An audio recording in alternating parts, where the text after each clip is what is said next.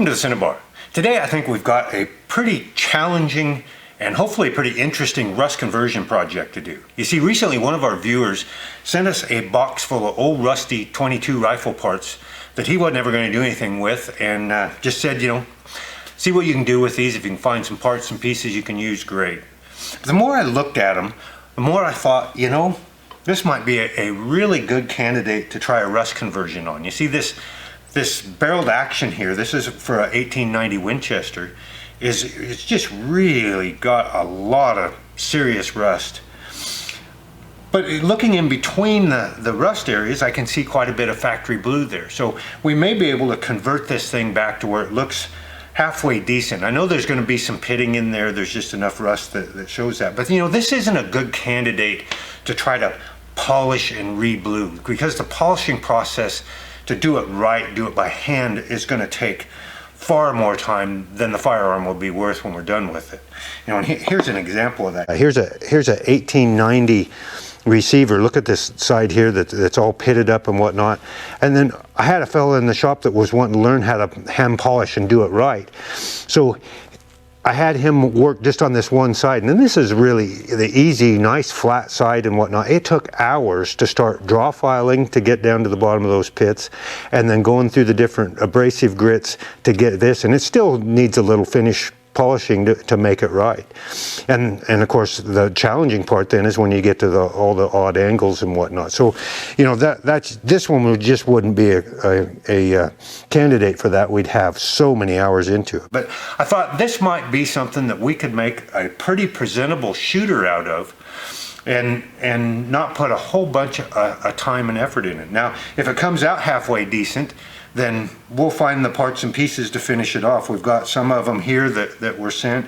We need to find a fore end, we need to find a inner and outer mag tube and hangers and some of those kind of things. But should be a fairly interesting process, and I'm kind of looking forward to seeing how this thing can turn out with a simple rust conversion.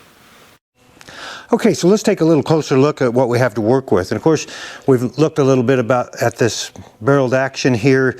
Of course, it's pretty extensively rusted, and we won't know how deep that rust is. Obviously, it's gone through the bluing layer, but hopefully it isn't pitted really deeply like this other receiver we were looking at here. But we won't know that till we do our conversion. I kind of think that probably on the bottom of the barrel down here towards the muzzle, we're going to run into some of that. But for the most part, it looks fairly light but pretty extensive. Now, if we look at the bolt here, we can see that it's been cleaned in the past, had all the original finish removed, and then some rust has come back on it. But those areas that are bright and shiny, we can't convert what isn't there. And so we'll convert some of that red rust back to rust blue. But those other areas, we may have to run a cycle or two of slow rust blue just to get it to match up with the rest of the firearm. Now, of course, we've got a couple of butt stocks, butt plates, and receivers here, so we've got some of those to work with. This particular butt plate here is really rusted up, so it'll be kind of interesting to see how it'll turn out. This lower receiver here, the tangs are sprung pretty badly, and it's been cleaned up in the past as well. So we're going to use this one. It's pretty rusty, so it'll be a challenge. This is a pretty nice buttstock, so we'll try to clean that up and reuse it. So we've got a pretty good foundation, a pretty good start on putting a little shooter together here. Now, one of the real advantages to this rust conversion process on lower value firearms is the time savings on metal prep work. Now, if we were to refinish these firearms, as I talked before, the hand polishing takes a tremendous amount of time, and we basically can skip all that because we're wanting to leave all this rust on. By necessity, this rust needs to be there so we can try to convert it back to that stable black iron oxide. So really, it's just a matter of just cleaning it up. These have a few cobwebs on them, so we're going to blow them off. Just notice I'm gloved up. We want to keep any of the oils off of the exterior of the firearm, just like you would if you're refinishing from scratch a rust blue or a caustic blue.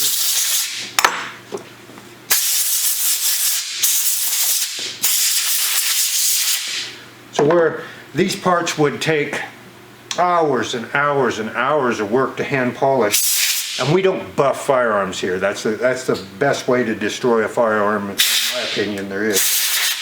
And I know there'll be people that disagree with me on that, but that's just the way this shop operates. Now, we don't know what this bore's like because we can't really see it very well. We're going to kind of test it out here and see what happens when we blow some air through it. Yeah, we got pretty good puff of rust out of it, so most likely this is going to have to be relined, but we'll see after. Maybe that conversion will help the bore as well. Okay, so that's our metal prep. Instead of probably 20 hours worth of metal prep work to hand polish these and get them ready to rust blue or caustic blue, we're done and we're ready to go back into the tank and see if we can't convert this rust. Okay, now we've got a couple of options for how we convert this rust. We can either boil the parts in hot water or we can steam them. And I've showed both methods in previous episodes before, and for me, I just prefer the steam method. It's a little simpler for me, and we have really hard mineral water here, so I don't have to use distilled water. We can put our tap water in this pot, and it leaves all those minerals in the pot and get good clean steam. So for this process, and I have to give credit to Mark Novak, if you've ever watched his channel, and if you're interested in this process, do go back. He goes into this much more thoroughly. But to make one of these steam pots was really easy. We just got a hot plate down here that most of the year sits out in the barn for warming up milk for leppy calves. And then an old pressure cooker that the wife was going to throw away and I rescued out of the dumpster. I got this 4-inch piece of PVC that was just laying around the shop here, and a cap. And then I bought a plastic flange, I think it was about $5, and glued it to the top of the pot there. So, you know, that really isn't a lot of expense, and in this one I had about $5 into the whole setup. So anyway, then we grooved the top a little bit, and we just got a piece of wooden dowel here to hang the parts on.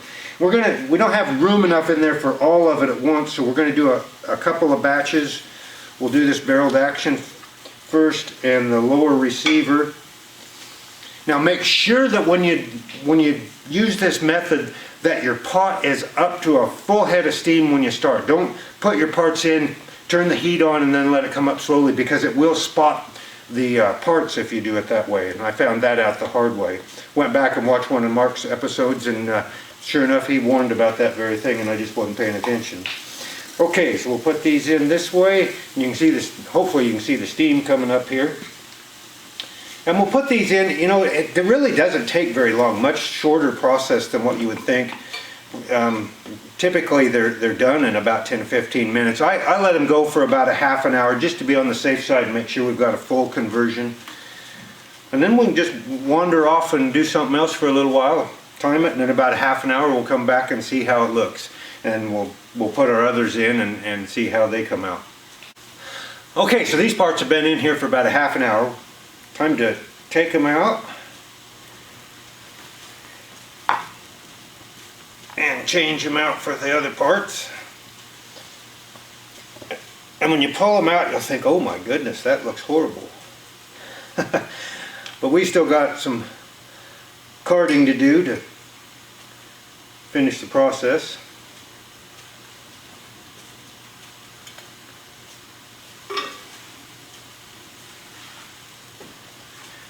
Okay, so now we go with this bolt, and be interesting to see how it does. Remember, we showed you that one had been cleaned off previously and has some spots of rust on it, but mostly just kind of clean. Alright, now we've got another half an hour and we'll come back and we'll finish off this process. Okay, now it's time to pull this bolt and butt plate.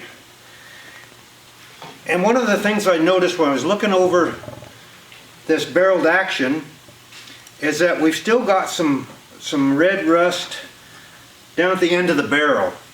And this one's a little rustier, or quite a little bit rustier than some that I've done in the past. So this is kind of a learning experience for me, and I'll bring it up closer to the camera, maybe you can have a look at it.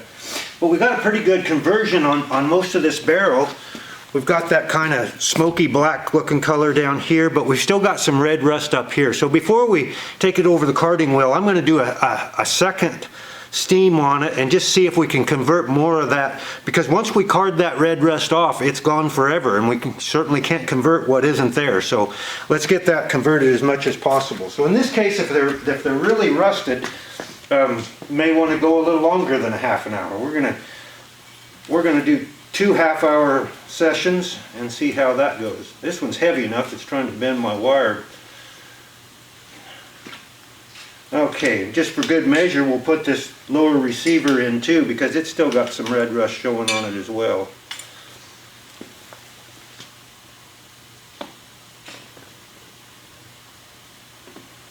Alright, we'll be back in a while to see how they turn out.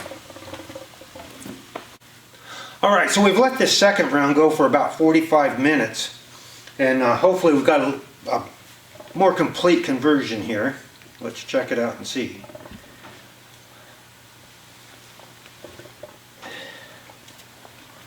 So yeah, much more complete. There's a few spots where it was really heavily rusted, where I can see a little bit of red rust, but for the most part we've just got that kind of charcoal flat black look to it. So next step, we'll let them cool off a little bit and take them over and card them off and see how they turned out.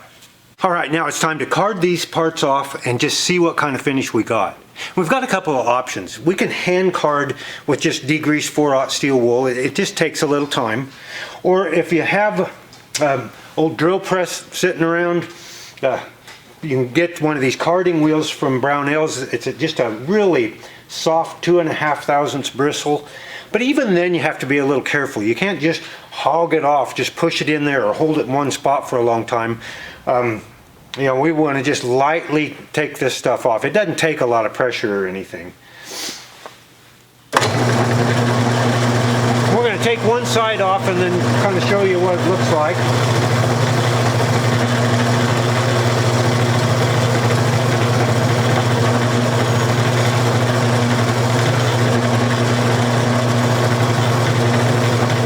Now I'm gloved up because normally when you're doing a slow rust glue and using this same process, you really want to make sure you keep all the greases and oils off your part. But here we're only doing one cycle, so it's really not as important, but I really want to keep my wheel clean of any greases and oils as well, so we're going to glove up. We do have a couple of parts that we're probably going to have to touch up with some slow rust glue.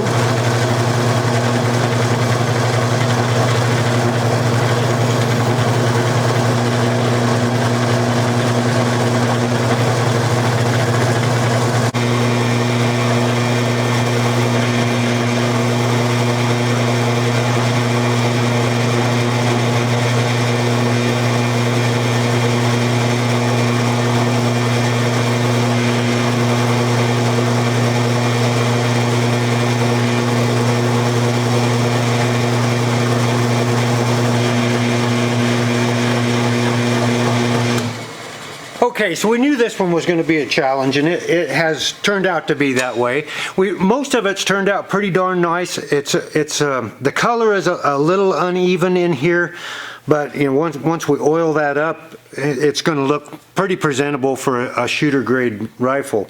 Unfortunately, there are some spots where the rust was pretty thick, and we talked about when we first looked at it that the underside of the barrel out towards the muzzle end here was pretty deep, and it is. So we're actually going to have to go back and take some of that off. That it's thick enough and heavy enough and deep enough that it's not converted. So we'll go back and take a little bit of that off, and then we'll probably we will just run another cycle of conversion.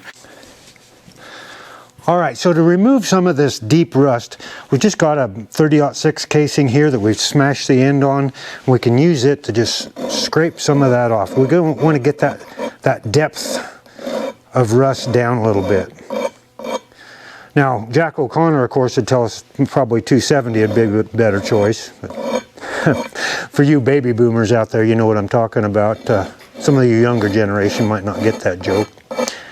But we'll just keep working some of this down to where it's thin enough we can get a good conversion on the rest of it. Now I said this was going to be a challenge, and I wasn't wrong about that. This is definitely not for the meek of heart, and maybe not for the first time try at rust conversion.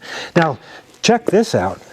See this stalk here, a little 409 in water, and that thing cleaned up so beautifully. I don't think we're going to use this one on this project. I think we'll put a little oil on this shooter grade stalk here and make it work. This is too good for this project. We'll save that for another project in the future. Okay, we'll keep working on a little bit of this rust. We'll get another boil on it and see how we've done. So my cameras don't pick up real good detail on firearms indoors, so it's a nice beautiful sunny day out here today. So we stepped out in front of the shop here, and we'll talk a little bit about how these parts and pieces turned out here. Now we finished that conversion process, we finished the carding, and at the end of that we've used a water displacing oil, more specifically WD-40, to kill the rusting process, to stop it, because bluing is just a rusting process, and it will continue if it isn't stopped. And gun oil isn't a very good use for that, because gun oil has rust inhibitors that will actually attack that green bluing that we've just started. This hadn't cured out enough yet to put gun oil on it. So anyway, let's take a little closer look at these and see how they turned out. Now, if you remember, when we started out, these parts were at least 90% active red rust. And now we've got a very stable and much more uniform color. The active rust has been stopped and stabilized. We certainly have, and we expected this, of course, we talked about it, that we have the widespread, pretty light pitting here. Unfortunately, the conversion process doesn't convert the metal that's been attacked, and the pitting that resulted from that doesn't reverse that. So we are going to expect anywhere where rust went through the bluing and attacked the underlying metals to have some pitting, and that's what we've seen here, of course. Down here on the underside of the barrel, that's, of course, we scraped some of that off, but the pitting is obviously the worst there. Okay, so here we look at the butt plate. Remember, that was just active red rust, and we've got some little more pitting right at the top and at the toe here, and that's where the rust, of course, was the worst. The tang actually came out pretty darn well. Some more serious pitting right down here in this area, but again, we've stabilized all that. The active rust is gone. It's now no longer attacking the metal here. Now remember, this bolt had been cleaned, and then there was just little rust spots all over it, and it was an interesting thing to see. We kind of predicted that those little rust spots would turn blue, and they did. So this is one that, you know, if we wanted to make this match the receiver, we're going to have to do a slow rust blue on it to fill in those. Now, as we suspected, after getting this thing all cleaned up, we can see that the bore is pretty well trashed. So now we've got a decision to make. Is it worth lining this bore to try to make a shooter out of it? And we'll see. But what I really wanted to illustrate here is even a firearm that's as seriously rusted as this one can be at least conserved, and fairly easily. It doesn't take thousands of dollars of equipment. It isn't a really complicated process. This is something that you can put together the equipment to do this in your garage. And so if you've got a firearm that, say, has sentimental value to you, your granddad's rusty old 22 that you just don't know what to do with it isn't worth taking it to a gunsmith and spending a bunch of money to have it fixed up. You can at least stabilize that rust, make it look pretty darn presentable, and keep it from rusting any further. And if the bore's halfway decent, heck, you might be even shooting granddad's old 22 soon. So I hope you learned a little something from this one. This rust conversion process is really an interesting process and not complicated at all. So thanks for joining us. Until next time, happy trails from the Cinnabar.